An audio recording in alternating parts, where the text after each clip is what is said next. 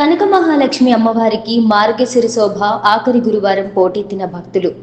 ఉత్తరాంధ్ర ఇలవేల్పు శ్రీ కనక మహాలక్ష్మి అమ్మవారి మార్గశిర మాసం 4వ గురువారం పూజలు వైభవంగా జరిగాయి. మార్గశిర మాసోత్సవాల్లో భాగంగా ఆఖరి గురువారం కావడంతో భక్తులు పోటెత్తారు.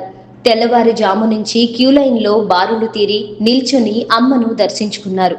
ఉమ్మడి జిల్లా వాసులతో పాటు ఉత్తరాంధ్రలోని వివిధ ప్రాంతాల నుంచి వెల్లువలా తరలి రావడంతో బురుజుపేట వీధులు కిక్కిరిశాయి.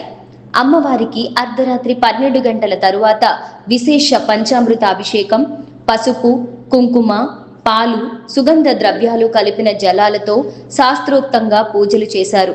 పూజల అనంతరం ఆలయ ఆవరణలో ఉన్న మండపంలో ఆశీర్వచనం చేసి తీర్థ ప్రసాదాలు అందజేశారు. అనంతరం భక్తులను దర్శనానికి అనుమతిచ్చారు. గురువారం భక్తుల రద్దీకి అనుగుణంగా ఆలయ ఈవో కె శోభారాణి, ఏఈఓలు రాజేంద్ర కుమార్, ఆనంద్ కుమార్, ఈఈ రమణ పలువురు పర్యవేక్షణలో చర్యలు చేపట్టారు.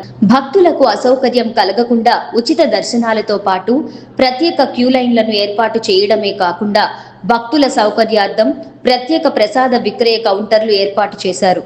విఐపి ప్రజా ప్రతినిధుల సిఫార్సుల మేరకు వచ్చే భక్తుల కోసం సీతారామచంద్రస్వామి ఆలయం నుంచి ప్రవేశాలు కల్పించారు.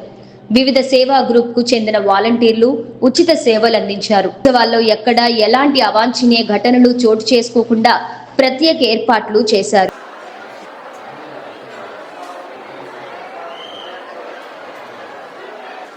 మెడికల్ క్యాంప్స్, రీడింగ్ రూమ్, పోషా ఆసుపత్రి, పార్కింగ్ ప్రదేశముల వద్ద ఎక్కువ